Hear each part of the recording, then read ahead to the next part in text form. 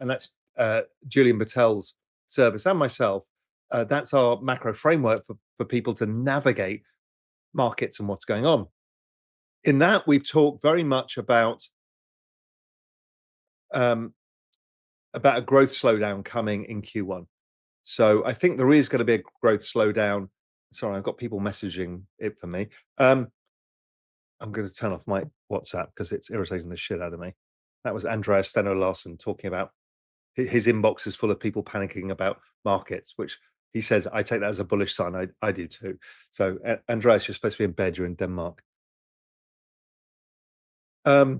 So I've now lost my train of thought about J Powell, but yes, the Q1 thinks it's going to be weaker than expected, and therefore it'll give the Fed cover. It'll allow rates to fall. I'll come on to this later, but this is a complete rerun of 2016-17. So anyway, the year has been great. The Everything Code has completely nailed it for us. If we've got one thing wrong, two things wrong. One is we expected inflation to be a little bit lower by now. Does the monkey show on TV. But our members, they're cool as shit. Real Vision, there's nothing like this.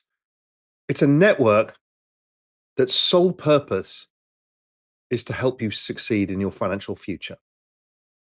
Everybody is working together to do it. Me, Andreas Steno-Larsen, Julian Bittel, all of the members, every guest, we're all trying to do the same thing. We're trying to navigate the next 6 years to make as much money as possible. So come and join us, realvision.com/join. Those of you on Real Vision, put your bloody trade ideas in and also write notes. I want to see more notes, and I want you to publish research. I want you to make people think. I want you to start, soon you'll get notifications when, I think in the next day or two, when people comment on your notes. I want conversations in your notes and on your trade ideas. I want us all to go down the rabbit hole of what Joe Bland is doing, because with all crypto with you,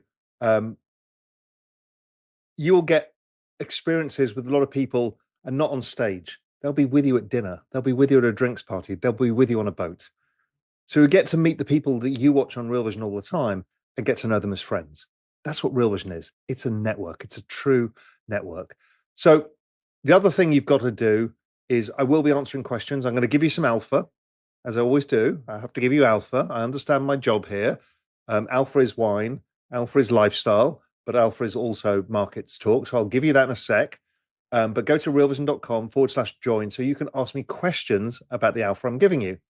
Those of you who are Real Vision members, you'll recognize these charts because these were the ones specifically for the Banana Zone Festival of Learning event. So it's just a recap for those who haven't seen it because they're not Real Vision members. And so, they're kind of lesser people, but they'll come across because it's free to join. Why the hell would come lower? Because expectations now for only 2 rate rises, rate cuts all of next year. Well, anything that produces weaker data will produce more rate cuts. So we've got a perfect storm coming up, and that's the Banana Zone thesis. Is this the start of the big correction, or is this a quick shakeout so you people can't hold on to your coins into year end when we get a rally? I mean, the last 2 election cycles, we finished the end of the year with a big rally. I don't see why this is different. So I'd be careful. Not of the market correction. We should expect that. Part of don't fuck this up is expect 30% corrections frequently. But please don't think about, well, I need to hedge this, close my tokens, buy them lower, blah, blah, blah, blah, blah. You should be prepared to accept the volatility because that's what gives you the gains. If not, you might well be chasing it into year end. By the time you chase it, all get long. It is speculating. I get it. So I want to help you speculate intelligently. And altcoin season is there. That doesn't mean go way out the risk curve. But here's the total market cap of crypto, excluding the top 10. So this is really alts. It does this every time. It has this consolidation wedge pattern, breakout higher. We've just started breaking out. So have patience, hold on. And, it'll also get rid of many of our sins, the stupid shit you've got in your portfolio. I think it will help with that too.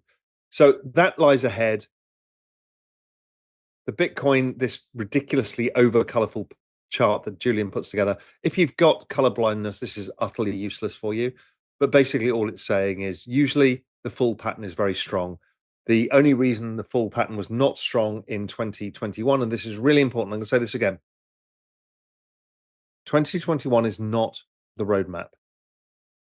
What happened in 2021, because of the violence of the smoke cigarettes, and then you're in the Mediterranean, you're like, oh my God, everybody smokes cigarettes, drinks coffee, and you think you're so fucking cool until you feel like shit and you realize you need to change. And then vaping came along, and then crypto.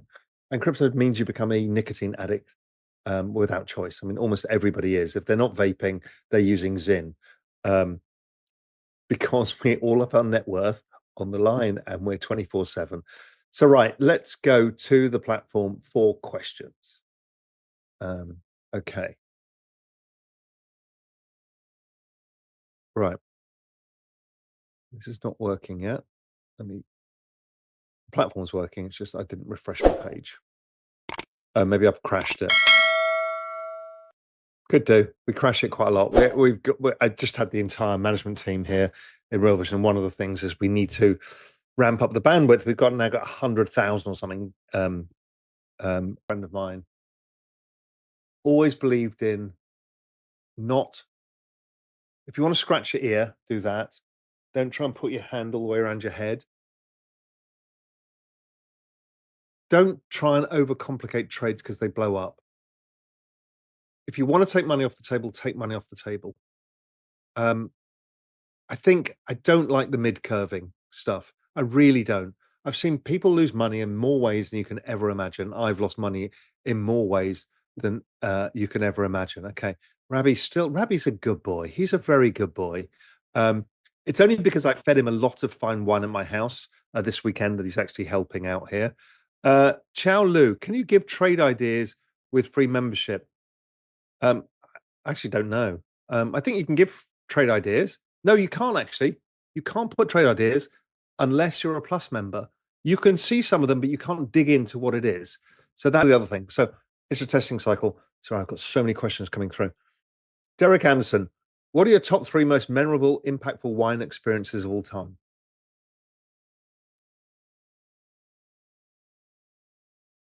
As you can tell, that's floored me, Derek.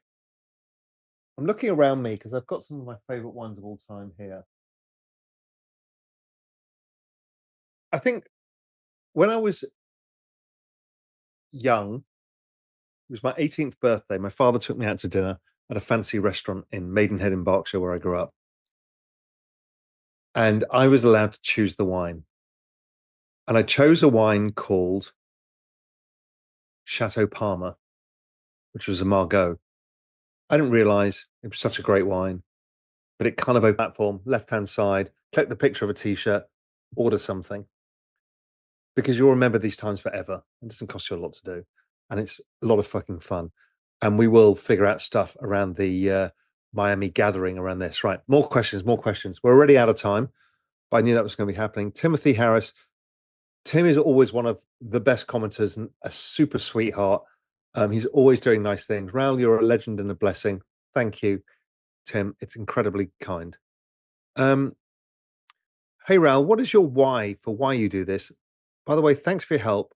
It helped me stop working full time and do it. That's why, Matthew, is I'm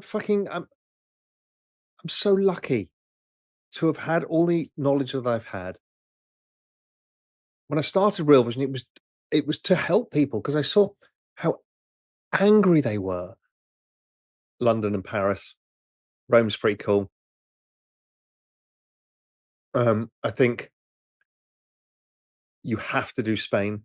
You have to go to Madrid, Barcelona, Valencia, down to Granada, Sevilla, up to San Sebastian.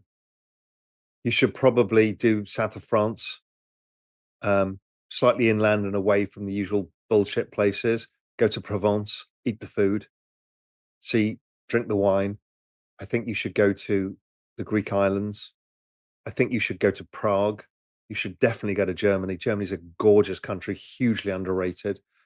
You should cycle around Amsterdam. You should get up to Annoy Andreas Steno Larsen up in Copenhagen. Go up to the Arctic Circle in Jukkasjärvi in northern Sweden. Catch the train up there. You should go through Eastern Europe. A friend of mine, 6 litre bottle of BZ Cuvée, which is Banana Zone Cuvée. It's a fucking 6 litre, 8 bottles of wine, special he made for Real Vision people. It is, I bought one too, and it comes with, I mean, it's like $3,500 worth of wine and stuff, but it comes with a membership to Club de Van, which is an amazing NFT wine community that many of you on Real Vision will know. And it comes with a whole bunch of other stuff. And you get this incredible wine that goes into storage at Bordeaux City Bond, I think it is. I bought it. It was ludicrous price, $1,000. Contemplating drinking it with Jack in Sydney or in place in the collection pile. What would be your move? I'm going to store mine for a bit because it was the first wine Jack made on the Over the Line. It is high. Anyway, everyone, I'm left to say Merry Christmas. Have an incredible holiday season. Get some rest. Drink some fine wine.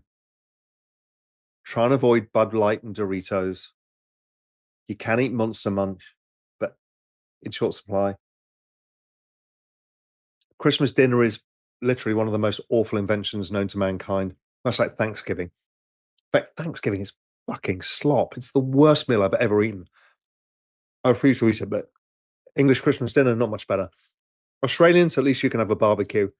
So good on you all. Thank you for listening to my insults, listening to my alpha, supporting Real Vision. Thank you